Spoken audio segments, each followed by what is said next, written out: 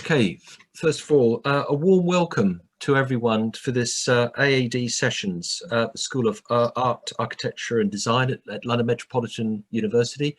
I should introduce myself first. My name is Nicholas Temple. I'm Senior Professor of Architectural History at London Met. And it's with great pleasure that I formally open this evening's session, which is entitled Subjectivity of Language in Metropolitan Architecture, which is being hosted by our new research centre, Centre for Urban and Built Ecologies, CUBE, and is being delivered by the architect and architectural educator, Takero Shimazaki. The session will be chaired by Professor Andrew Clancy, who will formally introduce the speaker. We're delighted to have Andrew chair the session. It would be remiss of me not to introduce the other chair. He is an eminent architect in the practice, Clancy Architects in Dublin, teacher of architecture at Kingston University and the Willem Velux visiting professor at the Aarhus School of Architecture in Denmark. Andrew completed a PhD at RMIT in Barcelona in 2017 and runs the research group Register. Just to remind everybody that there will be a question and answer session at the end of the lecture. And please feel free to add any comments in the chat box, which I think, Hannah, that's okay, isn't it? They can add any information in the chat box during the course of the presentation. So if there's any conversations or anything that Andrew can extract from the chat box for any questions to the speaker, please feel free to do so. Right, Andrew, it's over to you. Yeah, thanks for having me and thanks for the invitation. And how could I say no with a title like The Subjectivity of Language in Metropolitan Architecture? I think it's a topic which is running through a number of discourses in architecture. In our own school, we've themed the whole school on architecture and its languages. And I think it's a kind of question on where can we find meaning in the plurality of contemporary practice, the contingencies of contemporary tectonics, and the understanding of our associations with both the histories of architecture and a profoundly different societal structure. And we're going to be discussing the work of Unit 8, which is a unit engaged in research and other pedagogical activities in London Met, headed by Takero Shimazaki, who's the director of Takero Shimazaki Architects. And he's an architect practicing in London since 1999, initially as Toho Shimazaki Architecture and then more laterally as Takero Shimazaki Architects. And he's led Unit 8 for the last 4 years. Prior to that, he was with the Architectural Association. And he's joined by his two associate teachers, Paolo Pisano and Karabo Turner, who both also work in TSA and have taught in Unit 8 and also, well, Paolo in the AA and Karabo elsewhere in London Met. And we're going to be looking at the work of the unit, not in the sense of you might have seen that very beautiful presentation as part of the Architecture Foundation's profoundly valuable 100-day studio, where the unit kind of surfaced broad descriptions of project work. And this conversation sort of builds on that, which is an attempt by Takero and his team and the students to uncover recurring themes, methodologies, and the teaching ethos of the unit that underlie their recurrent concerns. They're going to be doing this through highlighting separate components of their creative process, using sampling, surveys, the essence artifacts, and evaluate how these methodologies contribute towards the development of subjective yet relevant language in each particular urban setting. And I think implied here is for each particular student, given their own situated practice. And so this is kind of a set of tools involving the careful study and appreciation of architectural language, the context, precedent studies, and abstracted essence models that they use to do that, and the drawings that they use as the basis for the design unit output. And they're interested in economical, resourceful methods of design and personal and characterful civic interventions proposed. And they've been doing this now for 5 years. And these research interests are linked to those of the tutors. And so there's this synthesis between practice-embedded research and teaching at a master's level, which is a recurrent aspect, I think, of contemporary practice. And it does highlight a question which Takero surfaces himself in the abstract, which is, what space is there for the possibility for small independent ateliers to contribute to the reinvigoration of urban collective life through affordable, resourceful, singular architecture and its language? And I think this is a kind of key question because it speaks of there being an armature that sort of sits between the master's program or the master's unit as a repository that establishes and refines a position, and a practitioner then using that or working within that milieu in the world, which I think is a profoundly valuable oscillation. I'm going to stop waffling on because we need to look at the beautiful work of the unit and try and start to see these tools that they've started to identify and the work that's coming out of that. So I'm going to hand over to you, Takero. I think you're able to screen share. Yeah, thank you very much, Andrew. That's very articulately put.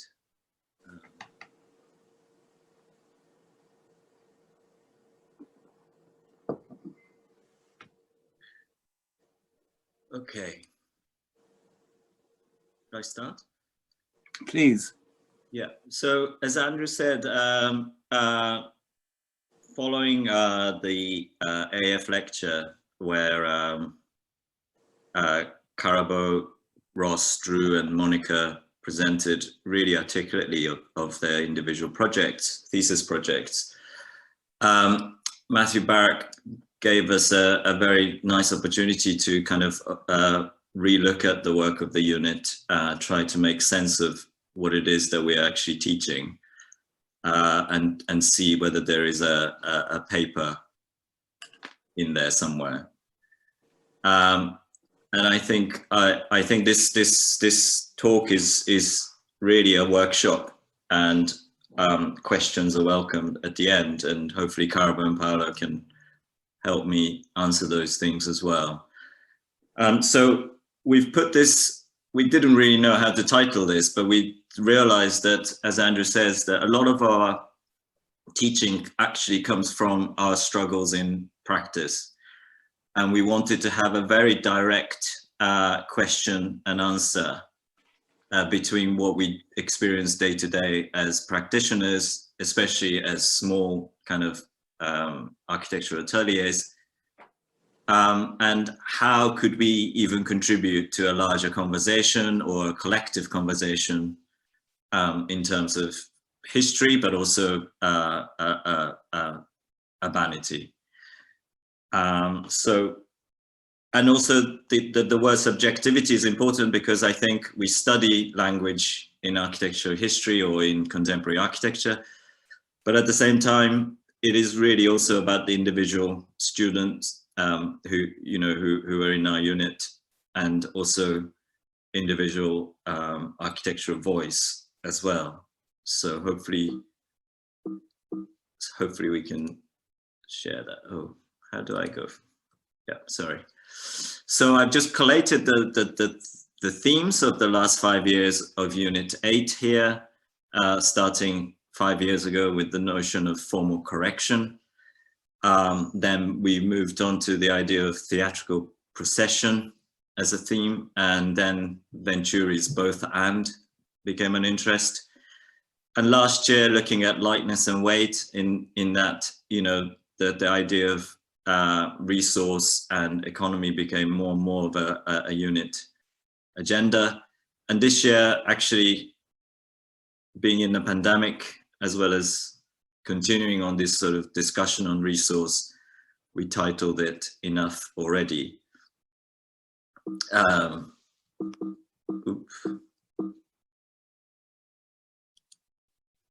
sure if I'm not. So then, just looking back at what we do, we've sort of summarized it in this table, which is that we always start the year with a set of surveys, which is in number 2 there. But crucially, what we do is we sample from our unit trips and through the seminars various architectural language that we find interesting or sort of precedents. And then on Mondays, away from the design tutorials, we purposely have separate conversations about the type of architecture that we're interested in. And that takes in the form of writing and drawing. Then the second part of this presentation is to do with the surveys of the existing situations. and how every year we try to extract the essential artifacts, or last year, as we discussed with Philip Christo, who we worked very closely with, some sort of a gestalt drawing. And then I'll just briefly describe some of the finalized proposals in the end. Sorry, I'm having issues with this.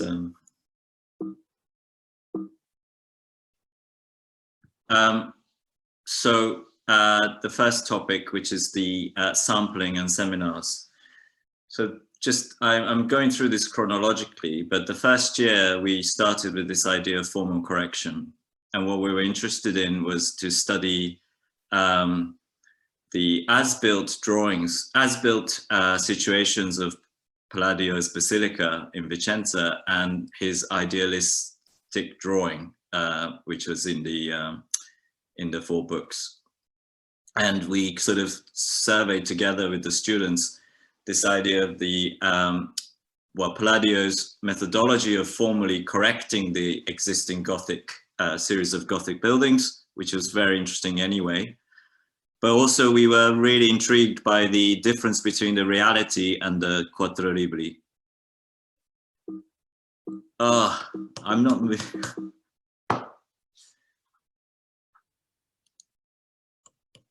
Sorry, it's a very heavy file. Yeah, and hence these kind of photographs of the existing when we saw. The other interest of that year was this kind of collection of singular architecture that Palladio kind of was able to achieve in Vicenza city. And then these are the series of drawings that a group of students did in order to really survey in situ in all the villas that we visited, the difference between the ideal drawings and the reality. I mean, as well as obviously being interested in Palladio, we thought that this was a very, very contemporary issue. So these are the other things. And then another topic that was very interesting to us was about this kind of give and take of negotiation, political negotiation between the owners of Palladio's villas in terms of publicness and privateness, and, you know, like this kind of front loggia, which was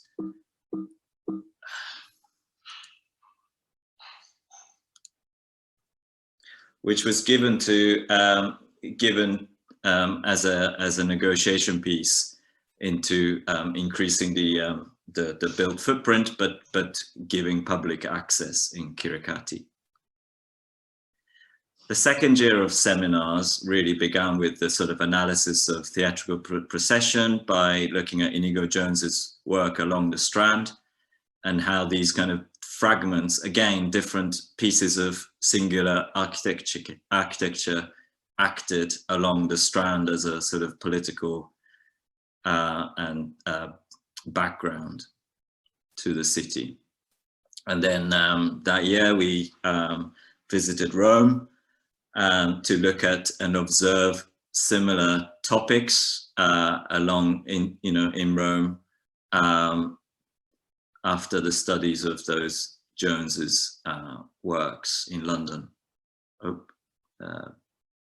like Villa Lante. These are some of the other public buildings that we sampled.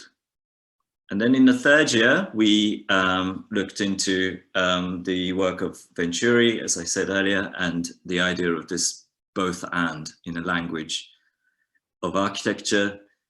And we then, through a series of different examples, analyzed what both and actually meant in the works of Hawksmoor, or the works of Kazunari Sakamoto in Japan, to find these kind of double meanings and exaggerated, amplified architectural language and subjectivity, essentially, in interpreting these languages of historical references.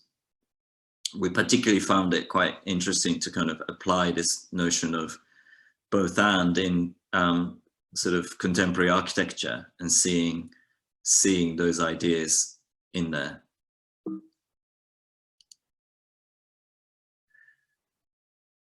And then that year we went to Florence, and again, not just looking at Alberti in its historical context or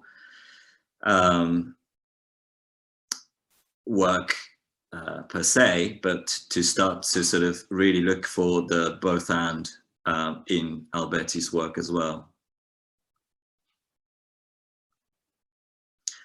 And then in the fourth year, we did studies of Schinkel, but specifically through the renewal aspects in the parks and in the buildings. So both renewal and refurbishment in order to create this kind of new order or new kind of hierarchical relationship within the park and its circulation. I think, as you can see, we're constantly looking at these kind of singular pieces of buildings that had a wider impact in the context and urbanity. Another really this was sort of a different work from last year, which was a collaboration with Jan de Wilde, looking at some sampling of Flemish architecture. I didn't know where this piece would fit in the overall different segments, but we included in here because we did actually study these modern buildings, Flemish modern buildings, and through a work process called transcription, we brought them to a new context in Battersea. But that all started from the studies of these precedents that were sort of the generation of Jan and Inge's teachers.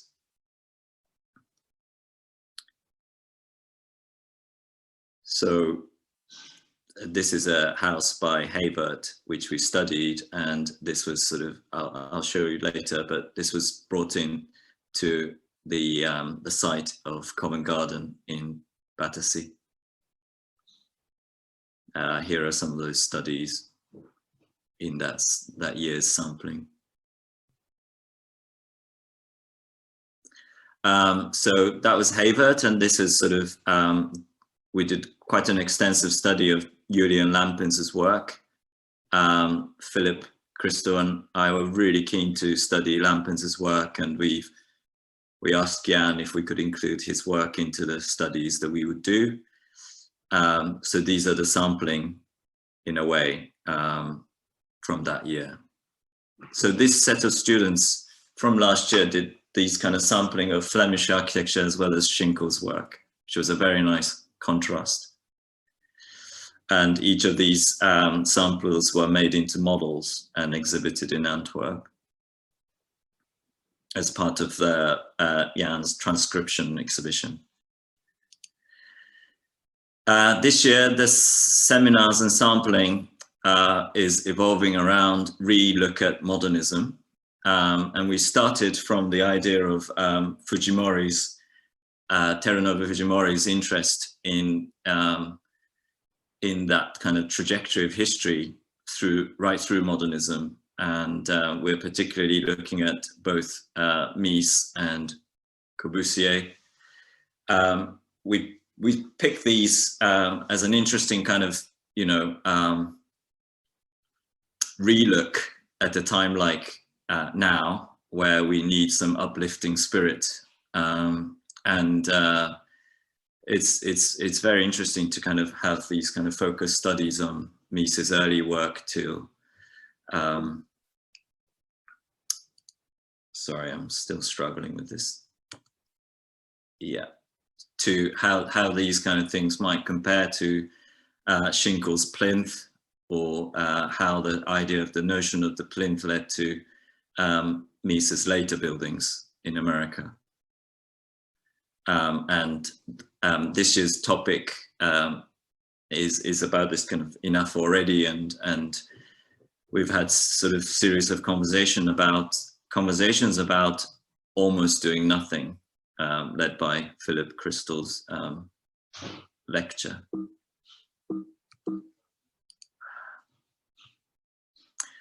So just moving on to the surveys, topic 2. Every year, the unit kind of ventures on drawing everything we find and giving everything we find on the sites equal value to begin with, and we sort of almost take away the prejudice value kind of judgment that's already there, and to start from scratch. And that includes all of these kind of meticulous drawings of what's there on site.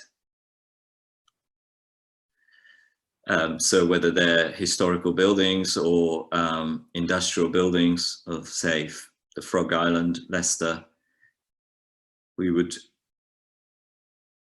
in groups, have these measured and observational surveys of drawing what is actually happening on site as a basis.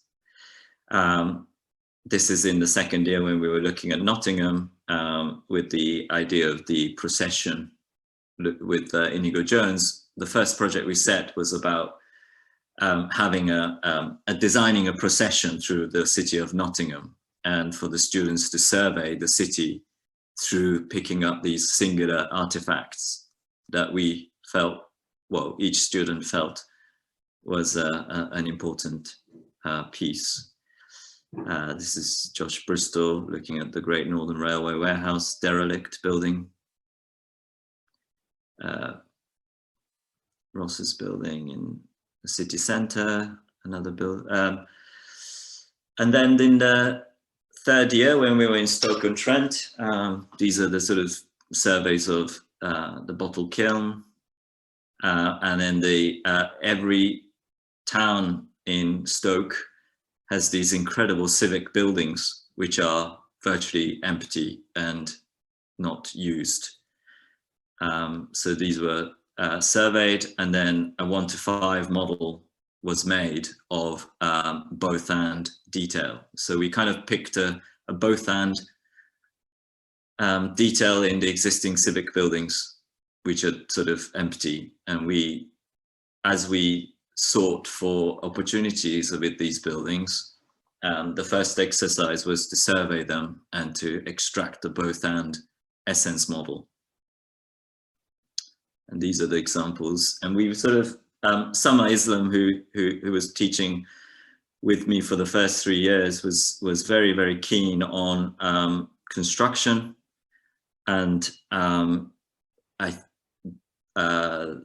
we've looked at all of these both and details in terms of how they're actually made. And this is a collection of these both and models, which kind of become almost like subjective figures in the end. Then last year, in the lightness and weight year, we studied Battersea, drawn by Rebecca, Aman and Steve here, looking at the sort of the different sites along Battersea Park Road. This is the new Covent Garden Market, Doddington Estate, the Plantation Wharf. These are some of the models that Rebecca, Amal and Stephen made, fragmented from a study of Jos van Driske house in Belgium, which we studied with Jan. And these are the sort of really kind of amazing hand drawings that the students did to extract these sort of surveys and sampling into essence, or as Philip would call it, Gestalt drawings.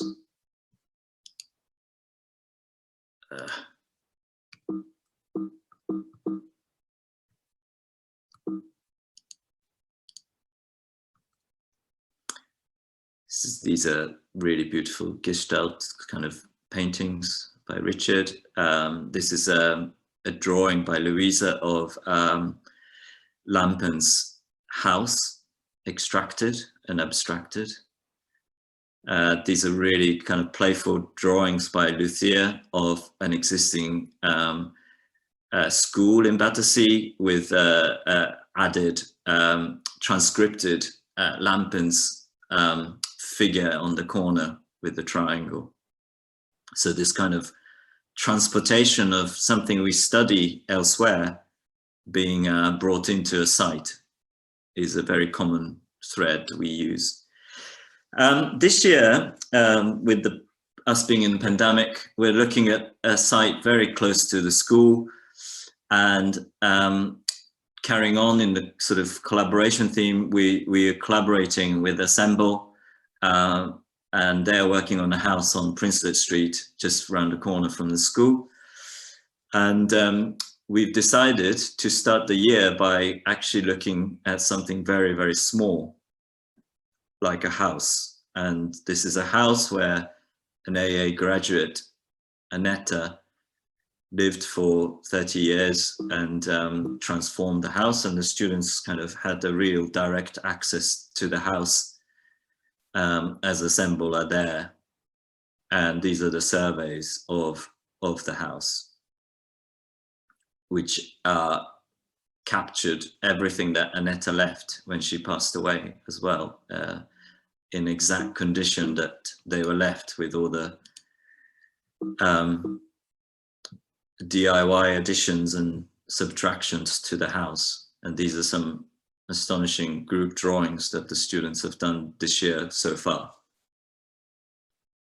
And then this year we're extracting those kind of particular details of the house and making clay and plaster models at 1 to 5 to kind of use them as some sort of inspiration for design. So it's kind of almost looking at the survey even further this year to, yeah, looking at something really immediate, but taking them much, much further, I would say, in order to create a sort of a sort of a party for the design.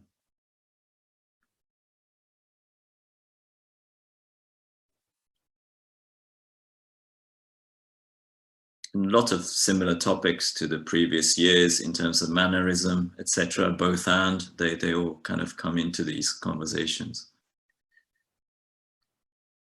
Oop.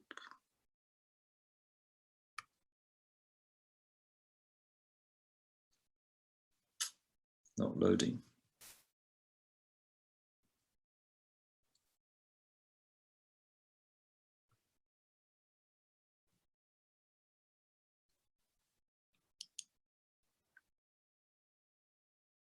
So onto the proposals. I think hopefully I'm doing okay on time. Just to quickly just sample some of the proposals then that follow from all those sort of early studies. This is, I'll just go through, but this is the Leicester year, starting from Karabo's project, where that idea of formal correction it became a proposal for this kind of abandoned, almost abandoned city centre of Leicester, replacing the market square and having a series of additional pieces to the existing empty building. And some of the plans and internal studies.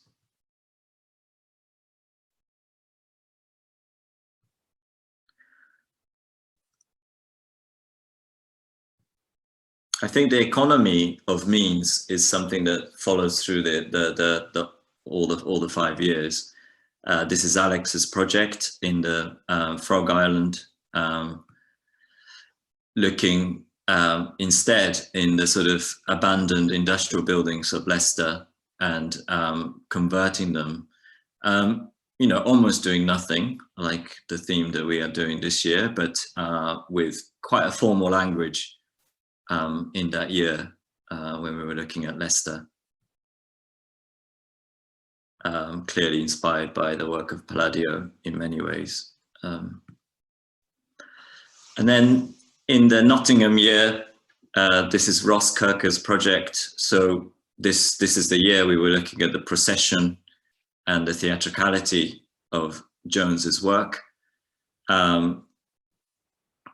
Ross has tried to, with a singular building, make sense of that journey between the station and the city centre, threading and connecting the different pieces, and making that transition much more of a pleasant journey, and his artifact being in that middle of that journey, acting as this theatre project, where the foyer space is kind of a continuation of the cityscape.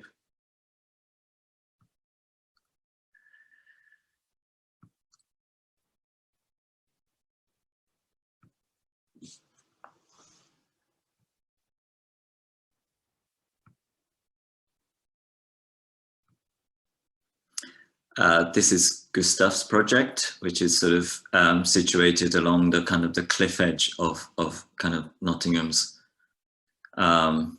So you see on the left-hand side, Caruso St. John's Nottingham Contemporary. Gustav's project is on the other side of that. There's already that kind of theatricality that he was surveying in Rome with Villalante, Campidoglio, etc. And so this was his proposal, where he's kind of created like a mini theatrical square in an abandoned site, working predominantly with existing buildings and weaving into that. So you can see what he's added there. And I'm particularly fond of these drawings where you can't quite tell what's existing and what's new, so that they sort of merge. Here we had a kind of quite extensive conversations about whether that cladding was successful or not, but that was a very, very interesting conversation about how to merge into the city. Just quickly, Leo, who was a fourth year at the time, looking at this kind of procession of the idea of running through a city centre. Marathon became his program, and series of artifacts that were located along that city, culminating in a sort of a built project.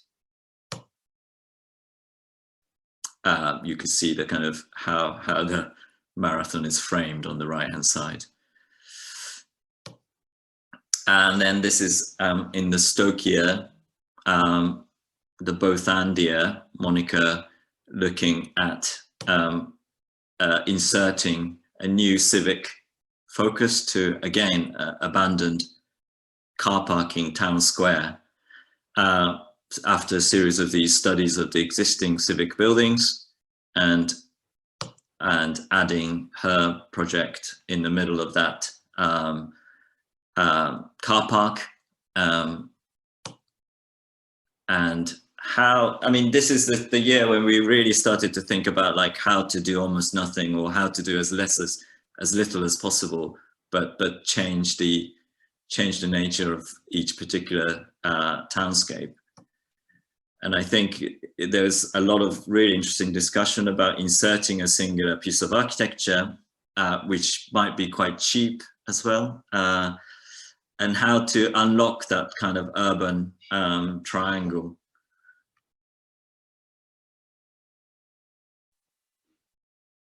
And inspired by both and the sort of the idea of industrial materials, I think her project is a real testament to that kind of conversation about sustainability as well. And again, you know, what can we do as small practices with limited budget?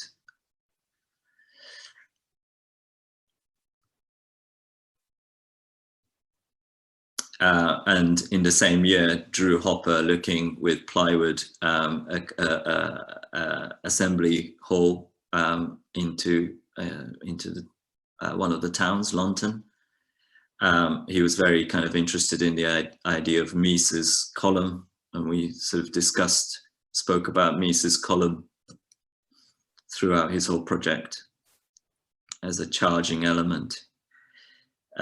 Josh Bristol converting a existing bottle kiln, and working with that to create another anchoring building in its proximity.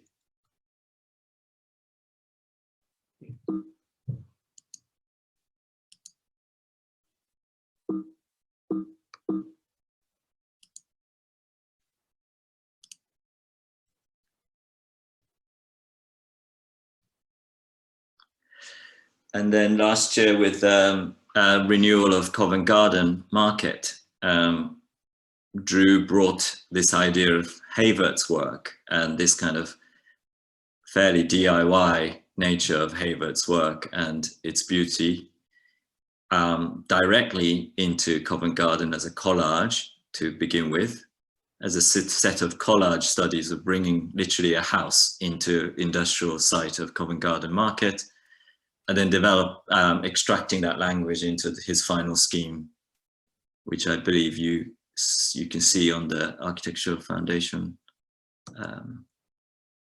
YouTube, and how to use that sort of economical language to create that new civic public space. And finally, this year, we've kind of scaled right down in the first term to look at Princelet Street, and this is Harry's project of doing just enough to convert the existing house into a series of public spaces and private spaces. And it's just a very fascinating conversation about what is enough in terms of a support structure or propping in order to make a new piece of architecture, or how to convert a house like that, a listed Georgian house like that, into something of a more public nature. We've had some very interesting conversations, and we're now moved 5 minutes down the road this term to look at the Truman's Brewery and how to re-inhabit that site. So sort of lessons learned from a small project here. We're moving on to Truman's Brewery. This is Oliver Brenner's project, where he kind of extracted all the existing figures in the house and added new figures and characters, and developed a project for house for banner making.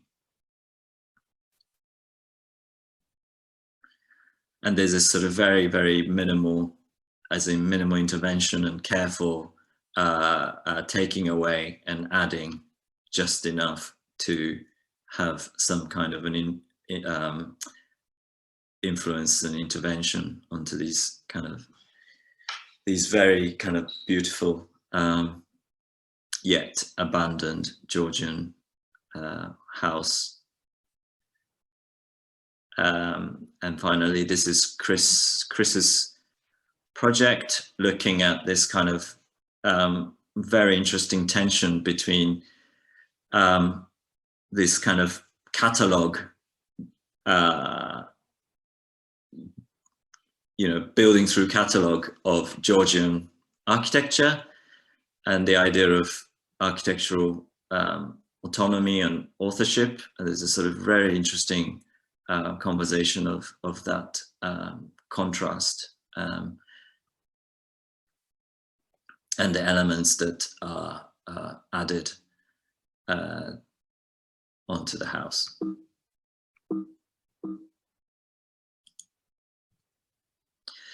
And the development of a figure, which then became this kind of bridge piece that was added to the house. And so it's after all these kind of public building studies over the last few years, it's very nice to focus on a specific detail like this, and to have that space to really develop something very focused and tactile. This is finally Chris's drawing of all the small interventions of faces and these kind of semicircular motifs to transform the existing house. And I think that's where I am at. And this is an image of the exhibition we had 2 years ago, I think, at the end of the Stoke year, with everybody's drawings in the background and all the models of the fragments of the both and Stoke civic models. That's it. Thank you very much. Thank you, Takero. And thanks to all of the students. I mean, it's very beautiful work, needs to be said, and full of profound moments of empathetic insight, which I think kind of, we could spend a lot of time looking at the drawings and the artifacts. But I think in terms of kind of opening up a discussion and kind of helping to frame it, or maybe muddy the waters a little bit, I don't quite know what my role is. I'll maybe do all of those things. I was just scribbling down some reflections as you were going through it, and I think the kind of obvious place to start is with this question of language, isn't it?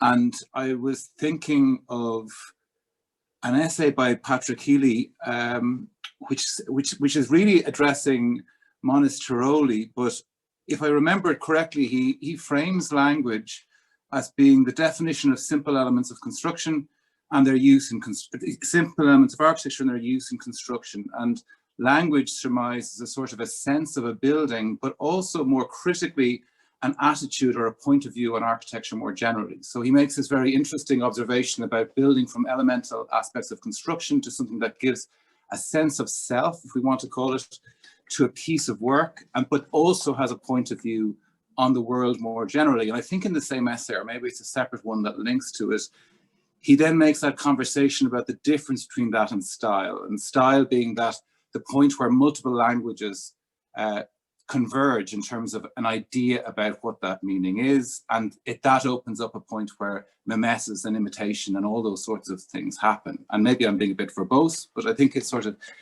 it's for me, I like going back to the kind of elemental beginnings of this. And I suppose in the conversation about architecture, we all understand what language means, I guess. And there's been times the term has been maybe abused, and I'm thinking of some of the semiotic kind of dalliances that as a discipline we danced with in the mid-20th century. So I'm sort of parking that section of the conversation, and I'm not going into that. And I'm dealing with language in the sense that has been sort of used generically for a while, for a few centuries, which terms that in all of that is, what do we develop this language from? What does it respond to? What frames it? And the recurrent, I think, the implication has been that it has an analogical relationship with other things, and that it has an analogical relationship potentially in former times. We've talked about relationships with nature, or with primal forms behind nature, or those sorts of things. And then we can talk about maybe the modernists and an interest in analogical relationships between construction and the construction technologies itself. So in all this sort of game, there is a search for meaning, a meaning that has some relationship between the broader world and the specific building, and how we put things together. And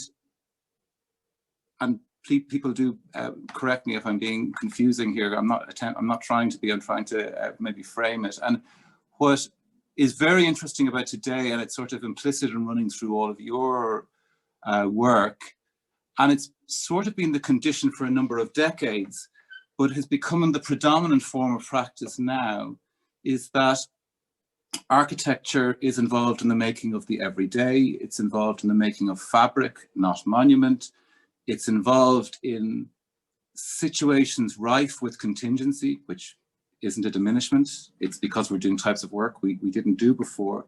And And that faces a profound question, which is, on one level, it's a liberation, because it sort of says, well, the things that you can make the language from are defined. They're defined for you by economy and all these things which impinge upon you. And that's how I understand your unit's continual questioning of the minimal means and the kind of the necessity of all of this and how we can justify that.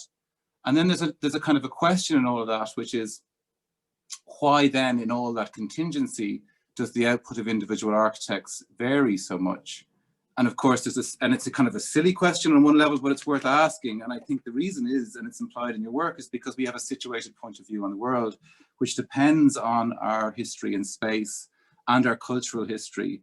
And as we engage with architecture and that body of knowledge, we both add to it with our spatial history, and we kind of augment our own history by looking at the spatial history of others. And this is where language becomes really profoundly beautiful, because in a sense, we begin to talk about how an individual, and we never work as individuals, obviously, but how our selfhood implicates how we put things together and how we see. And I think that's how I understand your drawings, which you say is about seeing everything, and I understand them as such. But what I'm thinking of as you're talking about that is the moments that individual students might have responded intuitively slightly differently to what they were looking at. So by forcing them to look so exhaustedly, you're actually opening up moments where they get a charge that is different for each of them, you know, in the sense of the person with the blindfold grabbing the elephant's tail, and another person grabbing the trunk, and another person grabbing the leg. And they're all talking about the elephant. I mean, all your students are talking about architecture, but they're all responding to it very differently.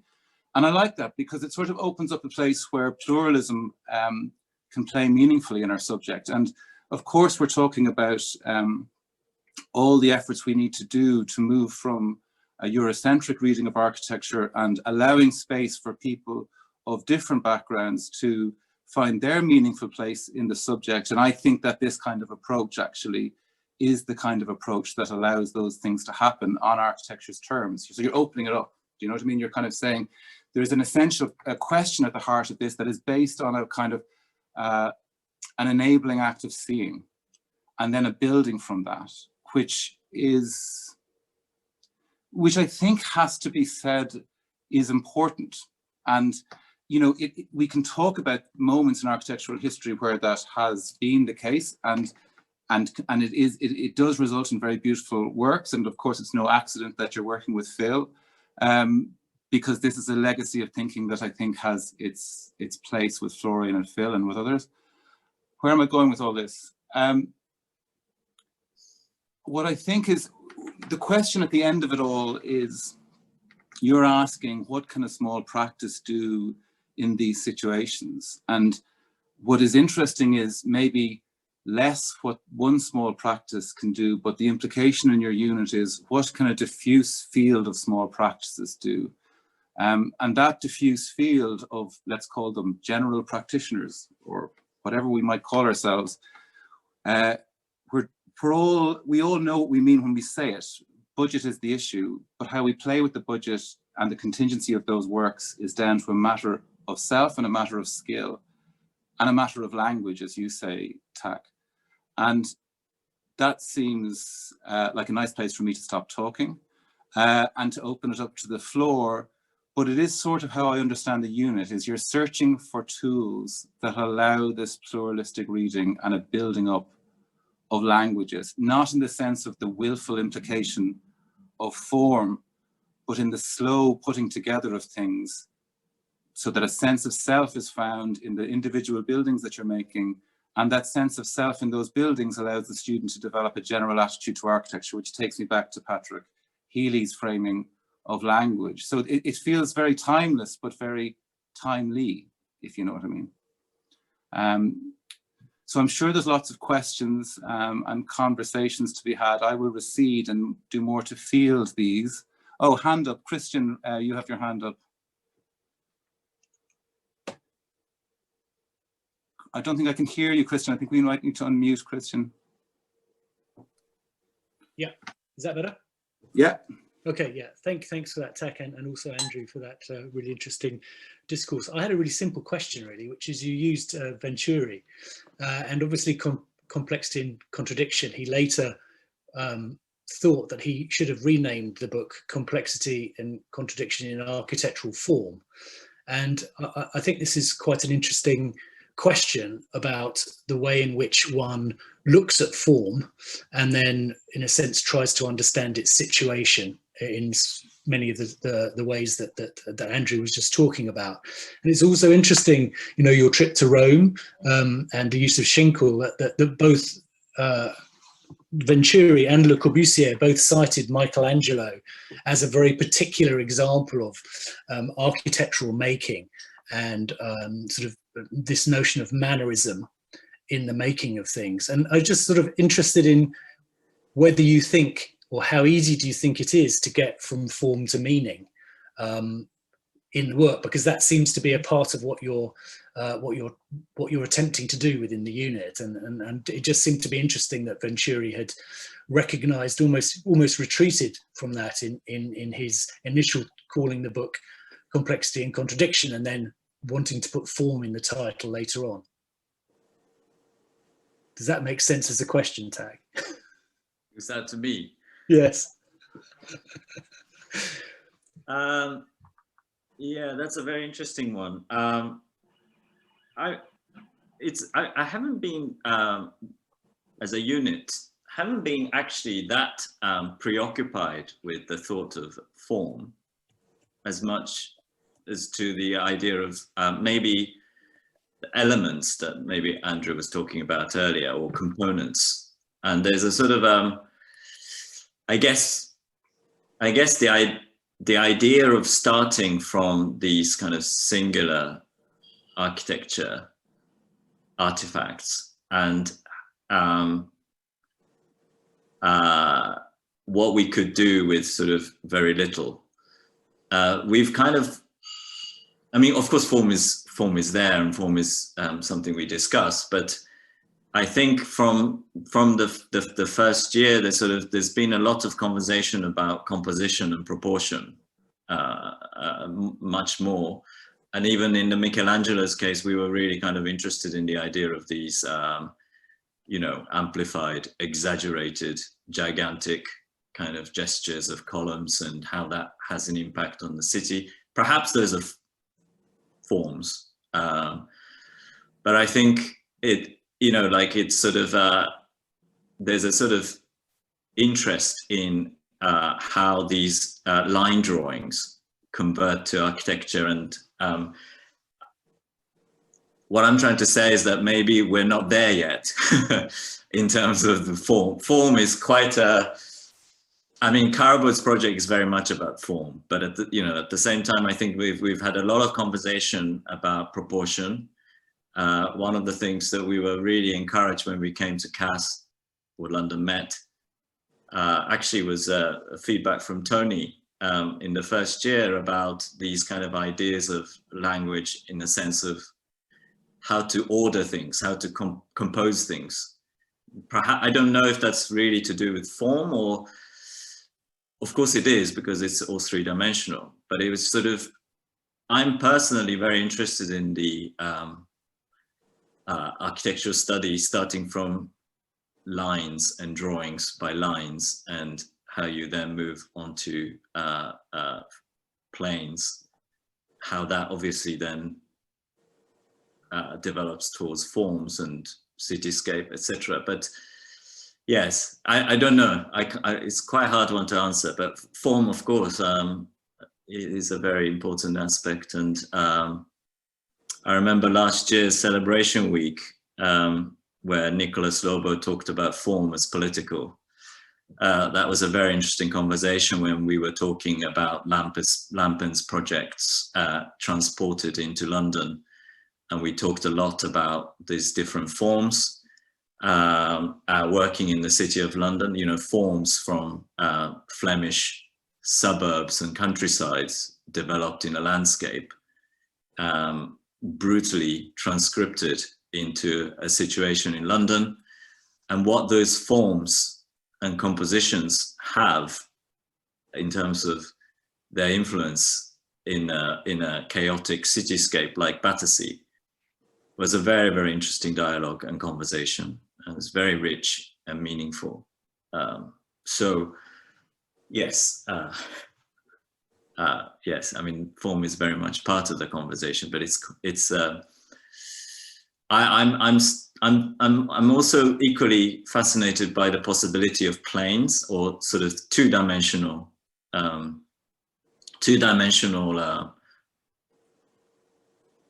compositional strength in the designs that we discuss with the students. I don't know if that's really answering your question. Yeah, it's interesting. Thanks very much. Form is an interesting question, though, isn't it? I mean, it doesn't. I guess because it's hard to talk about. It doesn't really get its airing in the sense of, we use alibis for form, you know, we use things like proportions and other things, but they're all pointing at a question of either referring to something else, or like the relationship to orders in nature I was talking about earlier on, or a way of talking about things which, crudely put, please us. And there's something in that question which I think the discipline needs to own more, because just because formalism became a bit of a dirty word doesn't mean that it isn't something we do. And for me, the form in your students' work is a way of giving emergent coherence to these individual pieces, and they're tested and adjusted and iterated, and that has to be a reciprocal relationship. Phil, you wanted to come in there. Well, I'm listening to Tak just now. I just think that perhaps what you're trying to say, Tak, is yes, it's about form, of course, but it's not so much about, let's say, shape as form, but form of how, what you call composition is like form of relationships between things that you make. For example, why do you do a procession through the city? You know, like what's that all about? It's relationships of things, isn't it? It's not, in the end, you make somebody makes a theater as one building in, you know, along that procession, and it's a kind of object, but it's not from the beginning seen as a singular object, is it? No. And so that's it is form, but it's form of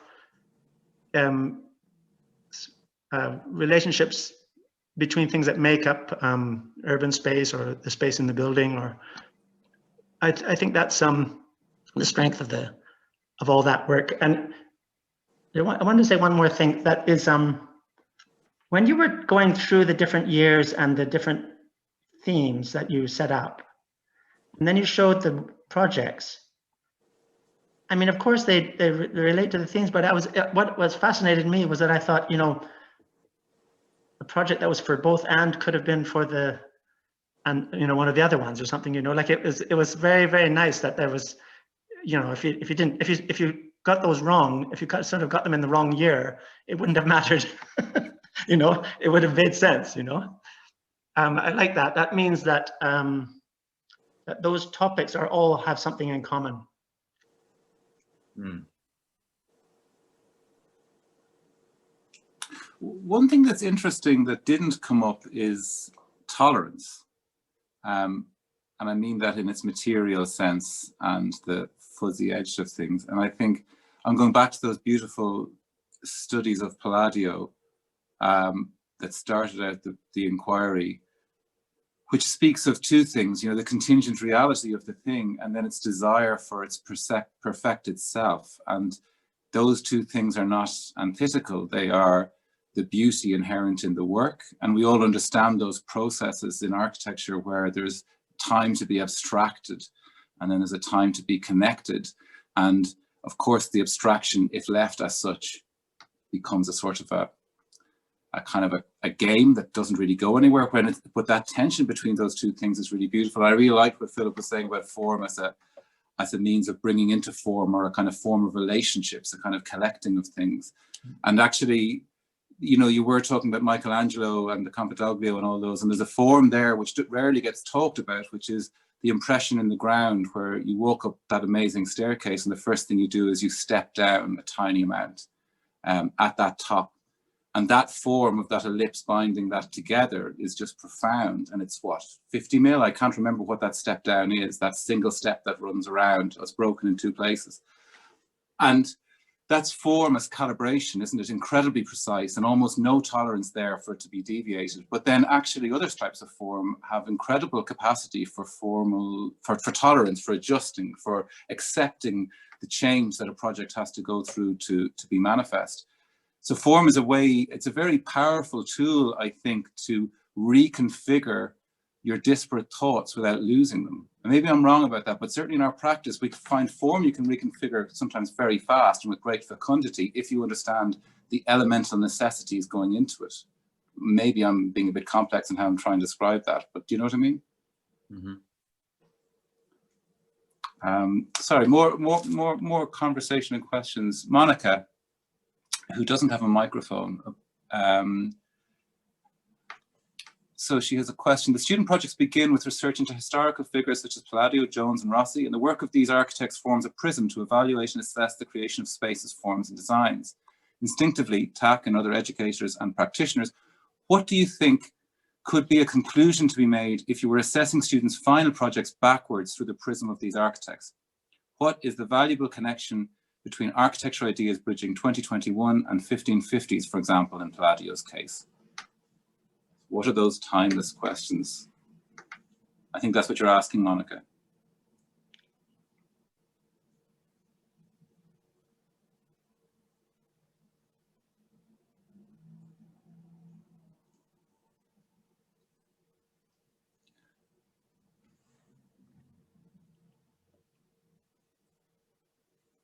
I'm happy to jump in and start it while others are waiting to answer. I mean, I think the answer is going to be different for each educator and, or maybe similar, we'll see. For me, it's about empathy. It's about, of course, the language has changed because the materials, technologies, processes, laws, regulations, etc., that shape our buildings and make our buildings possible change, right? So form and language will continually change, but moments of negotiation in that context and skill in terms of how those things get ordered and adjusted and assembled, they're sort of timeless in a way. And certainly what I look for in those precedents is the kind of humanity in them. Of course, there's the overwhelming sense of beauty or connection with something beyond yourself when you connect with masterpieces of architecture or these kind of incredible places. But the ones that really sing, aren't they? They're the buildings that you're walking by and then something in them makes you smile. Something that's happened there, you know? I mean, like actually, I remember the first time seeing the attic space of a Palladio villa and just being utterly blown away by it and incredibly moved by it actually. And there's something in that that humanized the whole thing and allowed me to connect. And then the drawing that Takero was talking about, the kind of correction drawings, again, such a human thing. You know, you make the book, you correct it to perfection, of course. I mean, there's no great subterfuge in this. These are human things. We like to play with ideas, turn them round, perfect them, put them into the world in a way that can be communicated. And so it's about having conversation with people long dead, I guess, for me, in essence. Now, I don't know what it is for others. It's certainly not about judging my students against them. And I doubt if it is for Takero either. I mean, Monica, for me, I mean, and I'm sure you know, but for me, it's a bit like, you know, you kind of learn karate or judo so that you don't have to fight. It's a sort of a bit like kind of, you know, you're doing Palladio, but then you don't really become Palladio. Well, I don't think I can. And it's this thing of like, it's for me, it's really purely a learning tool and purely a teaching tool so that we can share something objective or something that's kind of happened in history. And then we can just analyze it, talk about it. But eventually you're your own architect in a way. And we could do that backwards as you're sort of, is this, I think that's what you're suggesting in the, it's a very similar thing to what maybe Philip was suggesting earlier, is that yes, we're aware of form, but eventually, in a way, it's formless, or it's the space in between. It's the sort of relationship between the forms, between the spaces, between that space. And there's something like that in terms of sort of why we insist on starting from these kind of examples. It almost doesn't matter which example we start from, in a way, but it's about like learning, and then you kind of start to kind of walk yourself almost. I don't know. I think that's how I kind of see it. And it's a bit like, you know, teaching is the same thing. It's kind of learning to teach, and we can start to teach through learning from these kind of past precedents. That's how I kind of look at it. What I might briefly, sorry. Sorry, who wanted to come in there? Sorry, apologies. Karabo, I think you were, Karabo. Yeah, sorry. What I might add briefly that could help this sort of question of a backwards reading is, I think what sort of facilitates part of that is an equal study of the reference figures, built and unbuilt work. And a lot of the unbuilt work comprises their writing, which is sort of free of the negotiation and the contingency of their built work. And I think that split between starting the year with a survey project and balancing it with a sort of continual study of a reference hero brings in a sort of naivety that tries to communicate the ambitions of the Quattro Libri or of the Robert Venturi, but simultaneously kind of is constantly grappling with all of the observations made by these really meticulous, time-consuming survey exercises. So there's a bit of a, I think, hopefully a bit of a double kind of relevance to potentially the struggle of the reference architect.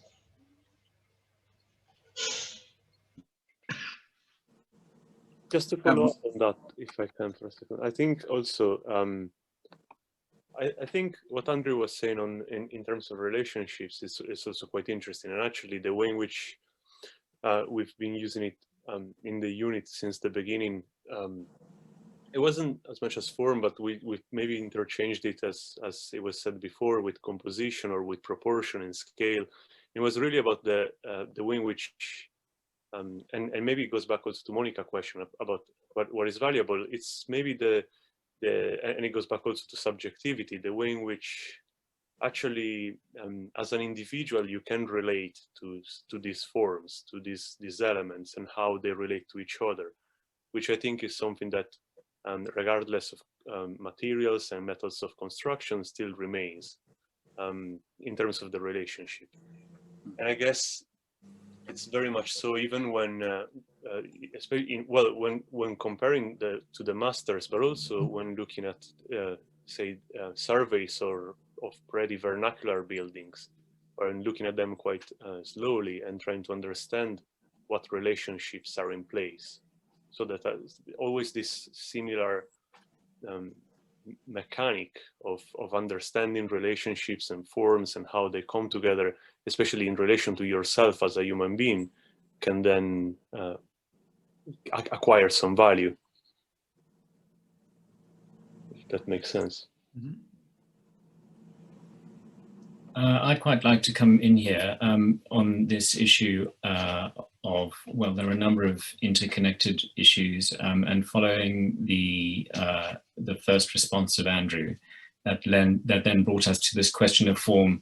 I really like what Andrew said about form with regard to pointing to something else, and as part of this dimension of language, with regard not only to grammar, not only to language as the way we speak, but also the grammar that underpins it in a sense. And this ordering dimension of how architecture is, especially in relation to the city, which is a key theme of the work of this unit, the relationship between the work of architecture down to the detail observed, and then also with regard to the city processions and so on.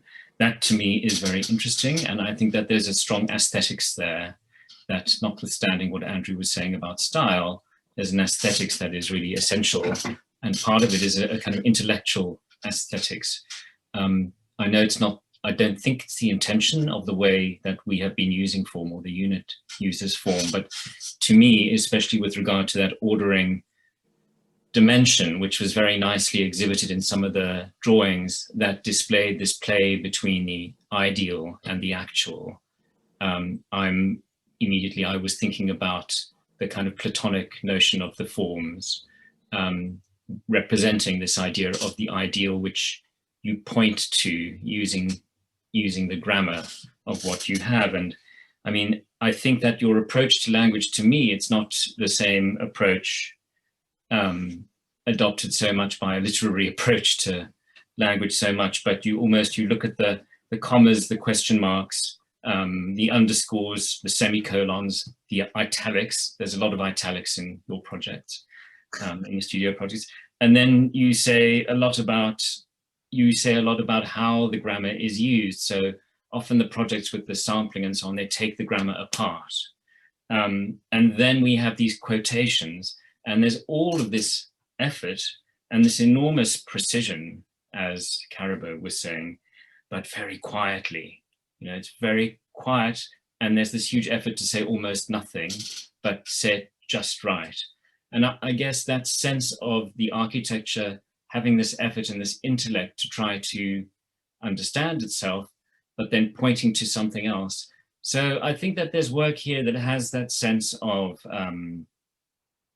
that typological obsession that we get in the dialogue between the actual and the ideal, that has this philosophical kind of longing to it, which is quite a poetic kind of longing, but pointing towards these ideals. So also for me, this addresses a little bit of what Monica was saying, because looking at history, there's this aspect of finding some relationship of the contemporary architect. Monica said prism, this prism which is also looking back to some ideal and situating what you're doing in relation to this bigger picture, and in that way getting real perspective, so much so that you can actually do it quietly.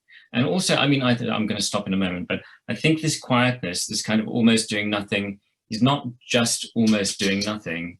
It's also, and of course Monica's project in Stoke is the perfect example, what Marcel Duchamp talks about as the hinge. You know, I think there were a couple of those, I can't remember where, but somewhere he talked about making a hinge picture, and that door that he has, that he's obsessed by, which is neither inside nor outside, neither open nor closed.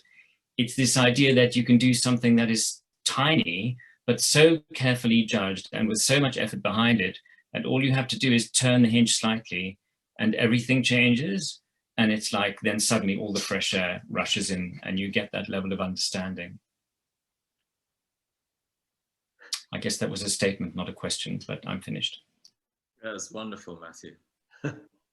Can I just a point actually on just an extension of what Matthew's saying, which is interesting. I mean, in Renaissance theories of language, there is a kind of familiar argument about the relationship between the analogy between flesh and bone and rhetoric and grammar.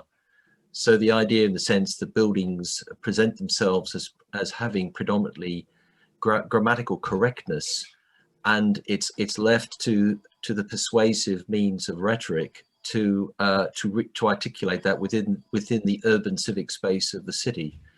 And these two kind of ideas are actually pretty well fundamental to much of the discourse actually on Renaissance and early modern architecture. I'm kind of interested in a way with Takero's kind of interpretation of Palladio, how you draw upon, or do you draw upon, that kind of notion of this relationship of a language, which is about the interrelation between elements, parts, and the whole, and how that presents itself. I mean, particularly through the student projects of looking at kind of fragments and the way in which the fragments almost become beautifully articulated elements, formal elements, but the way in which they become almost entities in themselves, not necessarily parts of buildings, but they're almost read as complete works of art or works of architecture.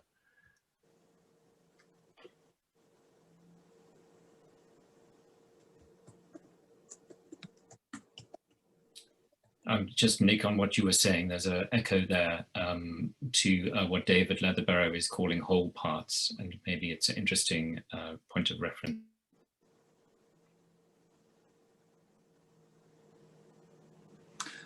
Do you want to come in on that, Tak? I'm not sure. There's two things, isn't there? I mean, like, there's one, and I know it's over quoted, but it's still useful, is Gadamer's point that being that can be understood is language. And that's how I understand it. It's when there's no literal communication, but I can understand a consciousness behind the decisions. And there's an act of being, of self-conscious awareness in that produces not a meaning that I understand directly, but by empathy, I can understand the shadow of it, if you know what I mean.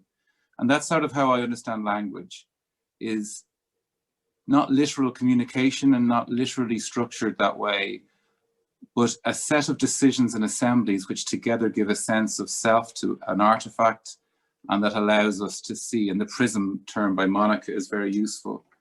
And then I think it's very, very opposite, I think, your comment about the fragment, which is, you know, the transgressive breaking down of a language of architectural wholes to fragmentary assemblies has been something which I think the transgressive impact of is now past. And I'm not sure that students, when they see a column, are aware of its fragmentary desire to be part of an arcade or an order or anything like those things. I think that actually the essential fragmentary nature of the world is itself an order, in a sense. Do you know what I mean? What I'm trying to say is, I'm not sure if the fragments that we are presented with by the systems of buildings that we have, or the codes, or any of those things which instantly pull us to fragmentary things and assemblies which are by their nature difficult to order, which I think is the contemporary problem of contemporary tectonics and why we have this conversation about language. I don't feel that loss of wholeness anymore. So I don't feel them as fragments, and I'm not sure what we should call them, but they're not bits looking to be part of something else. They are the things, and I think it's really beautifully described, Nicholas, the way you framed it, is they are the building blocks of something new, not with a memory of what they were. And I think that is sort of truthful, and I think there is something quite empowering about that, seeing something for its essential qualities as a thing, and then how you might go and play with that, I think is, yeah. And aesthetics then have an ethical dimension in all of this. I mean, I really like what Matthew's comment is there, that it's not, again, a problematic thing to discuss. Sorry, I'm going on too long as usual, and I think there's people eager to come in. Oh, is Tony here? Sorry, I didn't realize Tony was here, because we are talking about issues that Tony has been surfacing for years now. Tony, are you still here? Oh.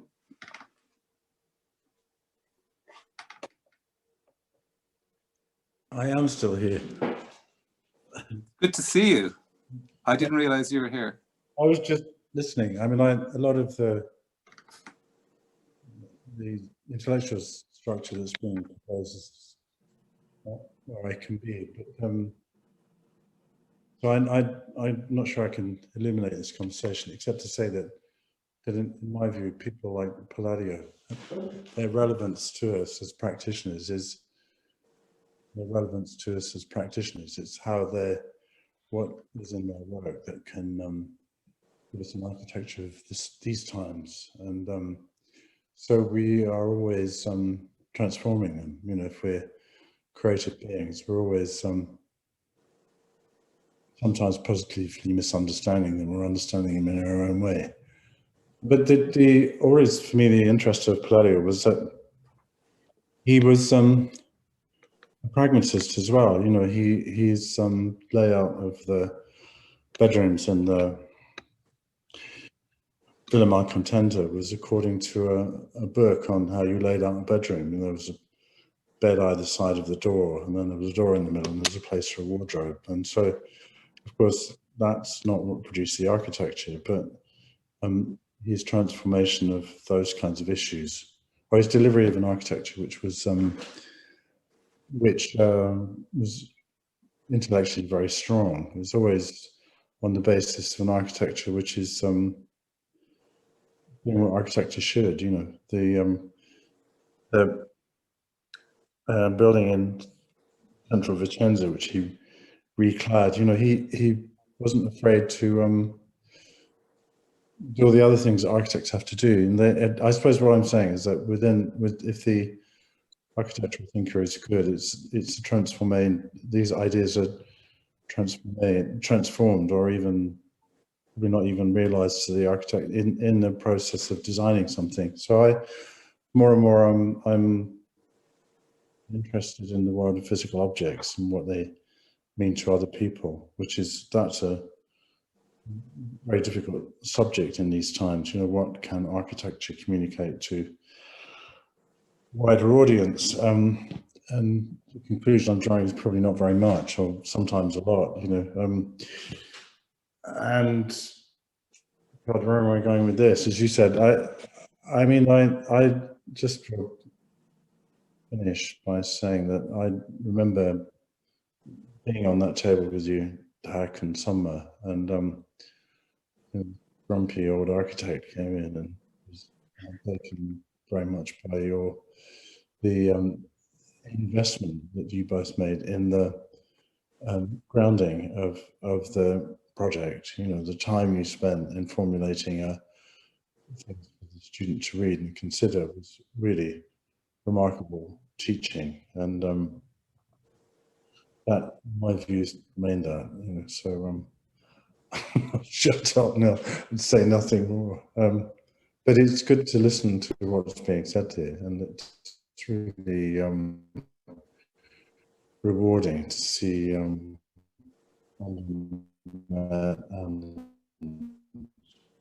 you, Andrew, in enforced.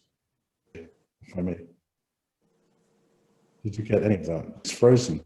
How about that? No, you've broke up a little bit, Tony, but not badly. We got it. It was beautiful. And actually, there's a comment in, I think, our question, and I'm going to mispronounce her name, Aud Azi, I think, which builds on Tony's comment about translation and transforming. Which, Aud, do you want to unmute and ask Tak? So my first comment or the second one? Well, the second one is the one I'm seeing, and my apologies for missing the first. Oh yeah, no, I was just saying that I was thinking of it as form, as an articulation towards something, like Philip and Matthew said. But my question was if you thought about intervening on buildings designed by these masters, and if the techniques that the student learn, or anything else, would they apply it the same way as if you are designing another building but learning from this master? I apologize if it's one of the brief and I didn't get it, but yeah, that was my initial thought. Really, I mean, that'll be an interesting brief for next year.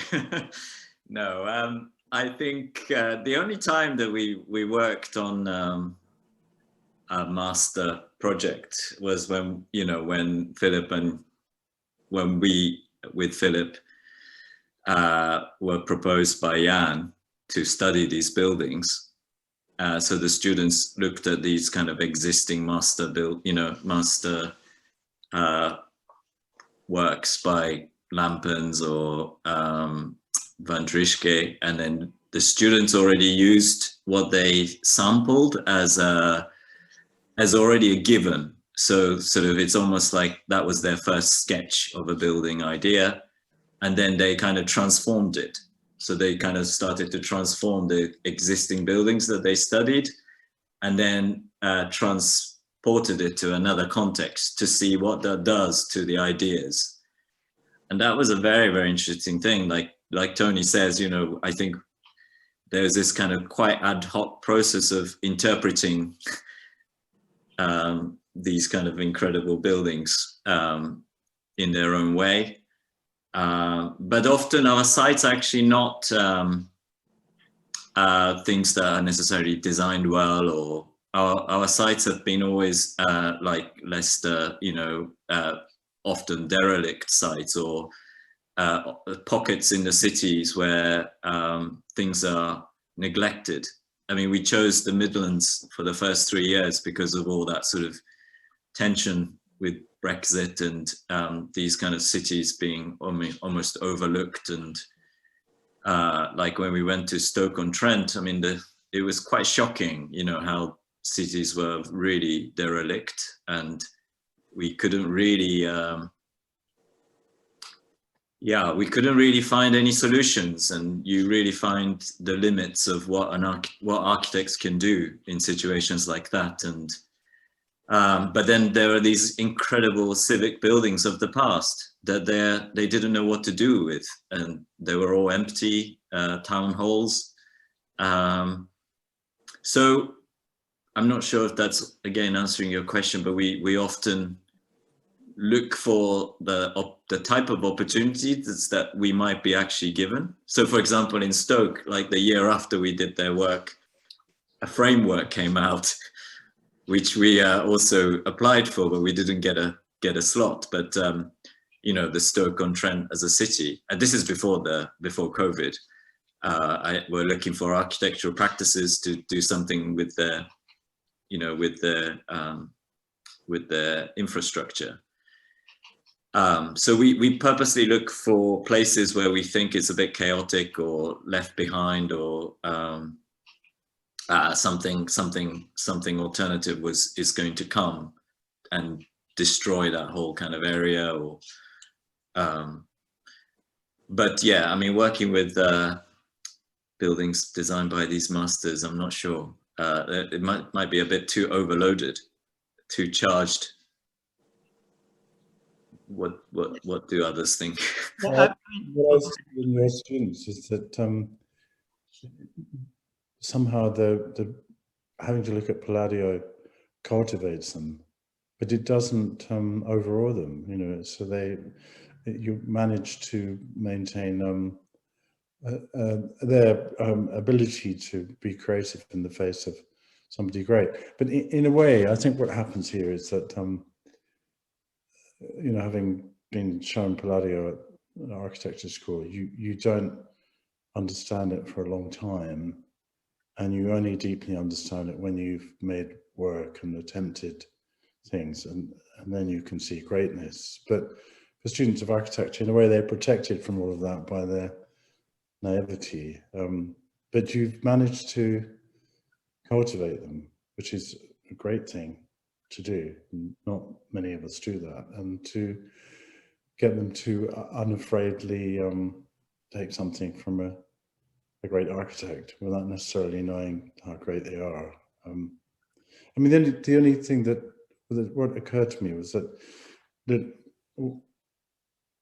sensibility of architecture is built by things like what you're doing. And I just had a conversation with a friend of mine who also teaches at CAS about the eventual coarsening of one's architectural adventures through the business of surviving as a practice, and I feel it in my work. So I don't know quite where this is going, but you need the kind of inquiry that Takero you're doing, in order that ideas don't get completely lost in the pragmatics of running a practice. And that's becoming a real issue for lots of people, you know, the way that work is procured and judged. And it is only, I think, practices in the early days, through that sort of miracle of being able to work with small projects for a longer time, thinking about them, that kind of original work comes about. And quite often, I think as one does more work, that the value is not apparent in a sense until those younger practices end up in a similar position and realize that something was made from, something good was made from a very difficult situation. This is really off the beam for you, but it's something that's been on my mind for a while to talk about. No, I would like to agree. Just can I cut in there, Tony? Your question, Tak, that about the small practice like your own, or what can they do, and what's the relationship between what you're doing in the school with that, is what you're talking about, isn't it, Tony? Whether the architect that has a practitioner can do the work. No, that's not my question, Phil. That No? isn't my question. My observation is that it's only in younger practices that there is adventure, and that adventure gets absorbed and transformed into buildable work, and quite often it's very easy for practices to lose their way. I was going to say something, I've forgotten what it is. I mean, the fact is that all interesting work was started by small practices. Foster was a tiny office when he made his primary statements, and so it's this early stage. However, there are examples, of course, of architects who continue to sort of get better and better as they get older, like Caesar, yeah, where I think his work hasn't ever faltered. It somehow gets even finer. I'm talking about the process, which is, it's not judgmental, it's an observation I'm sharing here about the nature of architecture as it gets built. And even Caesar, when you talk to him, he talks in a similar way, that he has to absorb lots of things. You think he's... Of course, yes. It's not easy. Why didn't he charge more money for his work? And he said, because they would give the job to Frank Gehry, so he's subject to the same pressure as everybody else. And my point is that the later work is, if we're talking about early work here, I'm talking about later work, and later work has a completely other character, which is to do with prevailing and producing a different level of ideas, which in a way much harder to recognize. But let's say the genesis of most architectural adventure occurs in practices in their early stages. If you look at Herzog and Dumeron, it's their early work that really set Sure. Is it though, could you say that, I mean, when we're looking at, say, this work of some students, that it's pretty hard for any practice to do that kind of survey work, for example, or that just put that much care and time into surveying a site or making drawings, for that matter, yeah. And wouldn't you say, Tony, that a lot of what you mean there is that a young practice, they maybe naively, or because they don't have much else to do, they just put that much more energy and time into maybe if I'm saying anything like that, I'm saying something else, which is. And they're doing it without knowing, like they're also searching. They don't really they don't have any like they're still young, like they're so formative instinct. That's what I'm saying. That yeah. the valuable process, which the practitioners themselves often don't know, they can't know, shouldn't know, but they're and it's not given to every architect. I mean, I've had this conversation with you, Tak. There are only certain architects that have the courage and determination to think originally, and they're intensely valuable. Intensely valuable. I think this is a nice point to sort of draw the evening to a close. I mean, I've really enjoyed the conversation. I think this conversation is opening up a territory that should be explored actually in more depth, and I think it's sort of because it gets to why do we teach and what do we teach and how do we choose what we teach. Because I'm reminded as Tony's talking and Phil about that Sonomarias quote from Weak Architecture, which is that he sort of defines the condition of contemporary architecture as having to define both the goal and the grounding for every step they take. So every step you take critically, you have to both construct the ground to stand on it, and move off it before it collapses underneath you, because you have to be able to walk on air critically, in the sense where there are no overriding theories or manifestos or styles, for want of a better word, that one is galvanized to. And that is something that I think is almost impossible to do without serious pedagogic inquiry with students, where the questions are re-articulated, rediscovered, and when teaching becomes a pattern, that's no longer possible, but when it's a continual act of opening up, it is. And I think that there is something very interesting with the thing that Tony's talking about, which is that, you know, sometimes you only need to do something once for your brain to develop the elastic tissue that benefits from that. You know, like, I've made a couple of cast models. I'm perfectly happy to say I'm never going to make one again in my life, but it's certainly the case that my three-dimensional reasoning was expanded by being forced to do that in first and second year, right? And so there are exercises which are about the muscle of the brain, and then there are other exercises to do with culture and establishing connections which can be continually valuable, like, say, Palladio. You might go there and superficially enjoy it because it's pretty, and then enjoy it for its plan order, and then later come back to do and enjoy it for its contingency or its frugality or all these other things. And that's what the value of reference. And there is something then about young practice, which I no longer am officially, and being 42, and it's mess. And that is about not knowing and trying so much. And I don't think it's naivete, actually. It's sort of a profusion of possibility, an awareness of the infinity of chance and of availability. And then sort of, it's a matter of chance what sort of gets through that. And I think you're laying down the slow thinking that you will later draw from quickly. And if we think about the first 10 years of practice, you're laying down this very hard won slow thinking. And I think that might sustain you critically for another 10 years, that you can draw on that fast, but then it becomes motif, becomes pattern, becomes something else. Or hopefully the world starts to present you with projects of different scales and types. And then, as Tony's saying, you are faced with a whole other order of forces, which no matter how adept your critical faculties, you will do the best you can, but it will not be as fecund and as vital at certain times than the work when you're younger. And I don't know. Then there's also very late practice, which seems to happen to a few architects, which is some sort of extra level of freedom. We talk about Leverance and others, but we don't talk about the chronology of practice, and we don't talk about these things enough, and the stamina and the resilience and the ability to manage teams. I mean, I look at Grafton's ability to hold on to people for decades, so that when Shelley and Yvonne's pencil moves over a page, there's at least 10 people who know exactly how to move in response to that. And that's not because they're subservient to her, but they are part of that brain, that collective brain.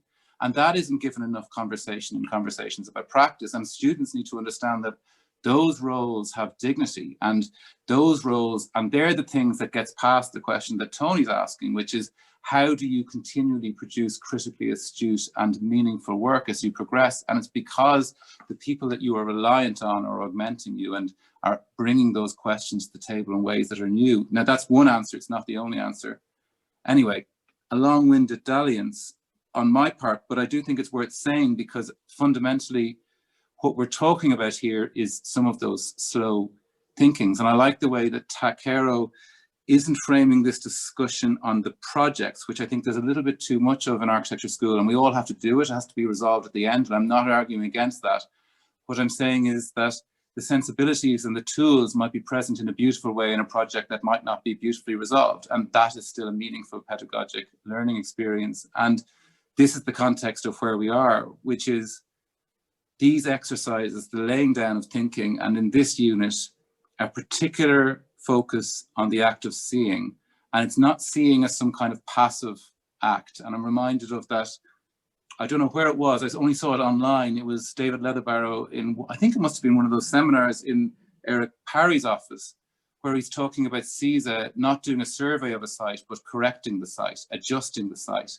And of course, when a student draws Palladio, they are adjusting Palladio, and they'll be comparing their drawing to the thing, finding the gap between, and in that gap there is insight. And I love the way that CISA continually, when he does those sketches on site, draws his hand in the frame.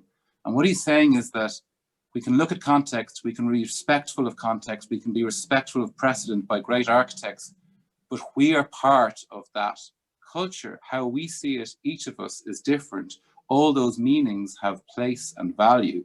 And that diffuse edge to something, including the architect as part of the context they work in, is the critical insight that I'm getting out of this unit. And that brings me back to this question of language. The self looking at these things, making sense of it, not in some egotistical sense, but in the sense of building something up from its constituent elements to something that might allow a student find a foothold in a discipline as multifarious as ours, and as occasionally epicunious in its qualities. Takero and Matthew and Nicholas, thank you so much for inviting me, and to Karabo and Paolo as well for sharing the work, and the students who did, and everybody who participated in the conversation. Thank you so much. And I just want to thank Andrew for being a brilliant chair for the session, and of course Takero for a fantastic and interesting lecture. So thank you very, very much. It was stimulating, very thought-provoking. Thank you very much for coming. Thank you for this opportunity, Nicholas and Matthew.